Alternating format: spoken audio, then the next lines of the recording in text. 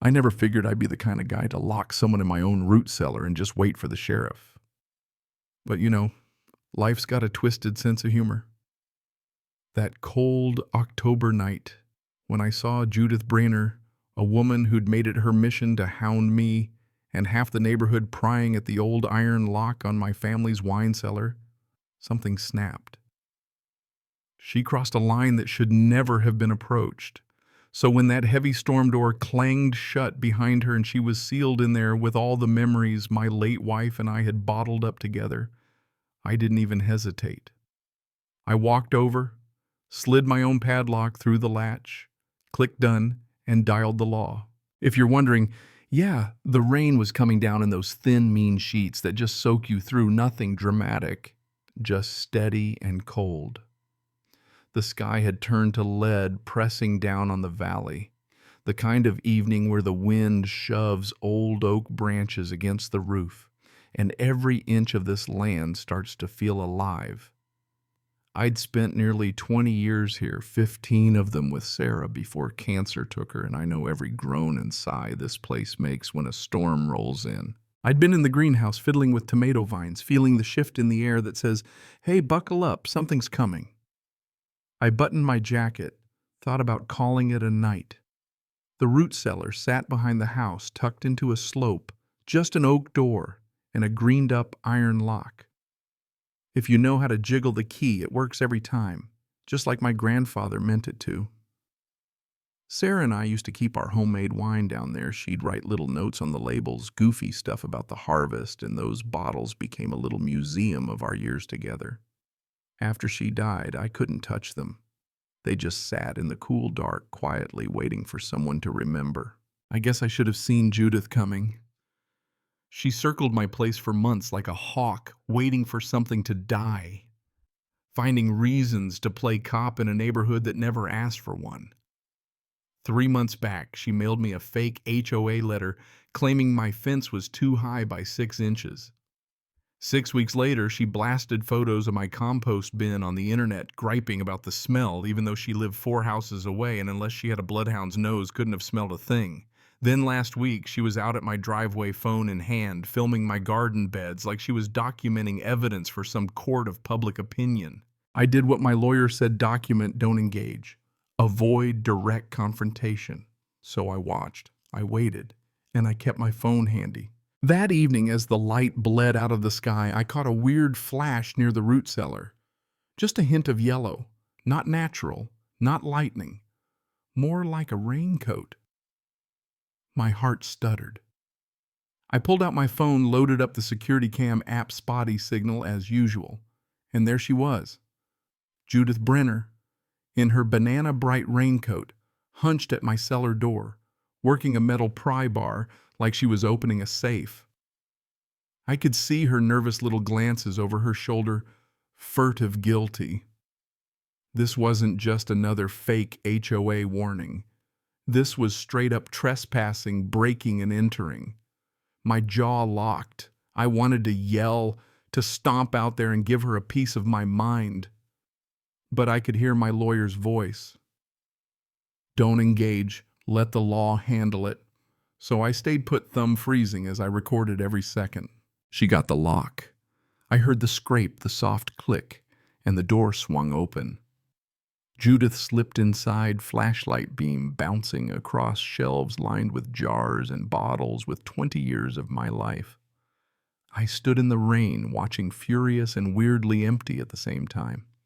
She was rummaging through everything Sarah and I built, pawing through memories she couldn't begin to understand. I dialed the sheriff, no dice. Storm had trashed the cell service, so I waited, hiding behind the greenhouse, filming, heart beating so hard I swear I could hear it over the rain. Judith was inside, moving slow and careful, setting her phone on the shelves for more light-snapping photos, like she'd found a bootleg operation. If it weren't so infuriating, it'd almost be funny. Sarah and I made 20 bottles a year for us and maybe a couple friends. Nothing illegal, nothing secret, just life and loss bottled up. Lightning flashed, count to 5, thunder rolled in. The storm was getting closer. I emailed my lawyer, attached the video, prayed for a signal. At least if the towers came up, the evidence was ready to fly. Judith was digging deep now, pulling jars off shelves, photographing every label, looking for what? Drugs in a pickle jar. Scandal in Sarah's careful handwriting. She lifted one particular bottle our last harvest before Sarah got sick. Something bitter rose in my throat. Judith had no right. But I didn't budge. I just watched, drenched and shaking, clinging to what little control I had left. Suddenly the wind slammed the cellar door. The old spring-loaded bolt snapped shut, my grandfather's handiwork. Judith's flashlight whipped around. She started yelling, voice muffled but sharp with panic. She thought she could just push it open, but that door's been keeping raccoons and storms out for 80 years. Now it was keeping Judith in. She pounded and shouted my name, threatened lawsuits, claimed I was the criminal.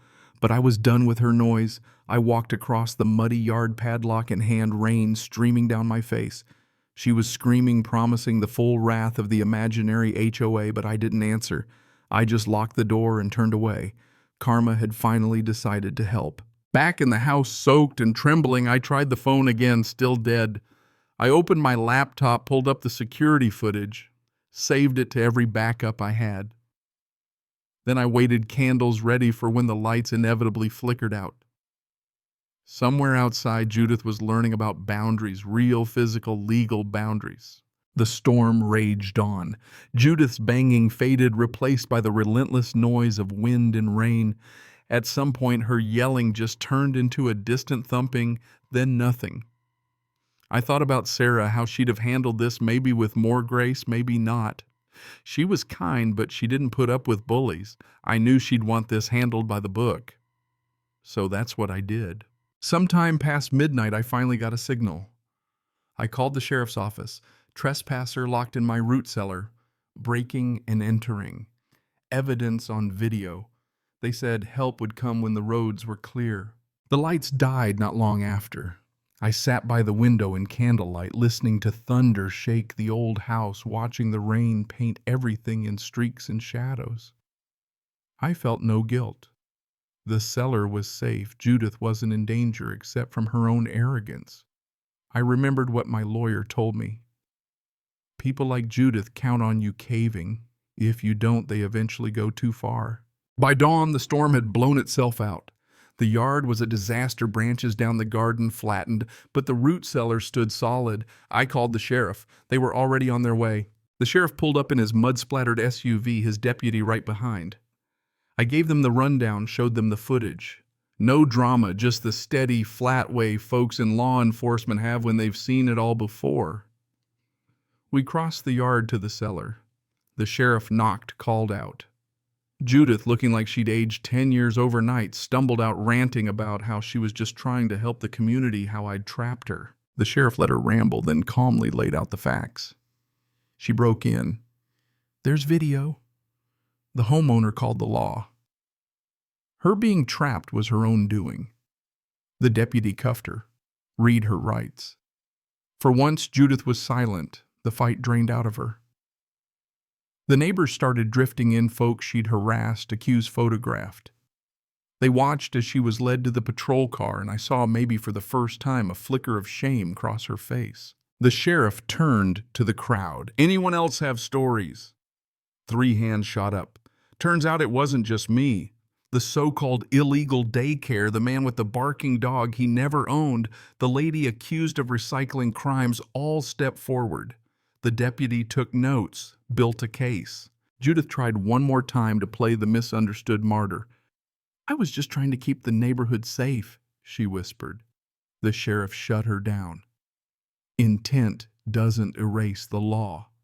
You can't cross other people's lines just because you think you're right. List of charges: breaking and entering, trespass, property damage, maybe more. Judith was crying, finally realizing her power was all smoke. After they left, the neighbors hung around a bit, relieved, supportive, sharing coffee and cleanup tips.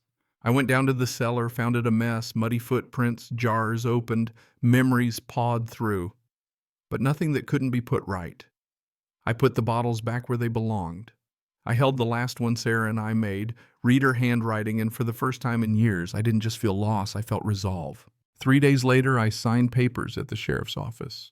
Judith was out on bail, a restraining order in place, her fake authority stripped for good. The fine would sting, and if she stepped foot on my land again, she'd see the inside of a cell. The neighborhood even joked about starting a real HOA, one that respected people's rights and boundaries. I said I'd join as long as it never tried to control how I lived. That weekend, I poured a glass of Sarah's wine, sat at the cellar steps, and toasted the woman who taught me that some things are worth protecting, not with fists or rage, but with patience, evidence, and the stubbornness to stand your ground. So here's what I learned. Sometimes defending what matters means holding the line quietly, letting consequences, not vengeance, do the talking. Some people only understand boundaries when they hit one face first. Judith did. Maybe that's the real lesson. Justice isn't always loud, but when it finally comes, it has a way of making the world right again. Now let me ask you, what would you do if someone crossed your line thinking their rules were more important than your life?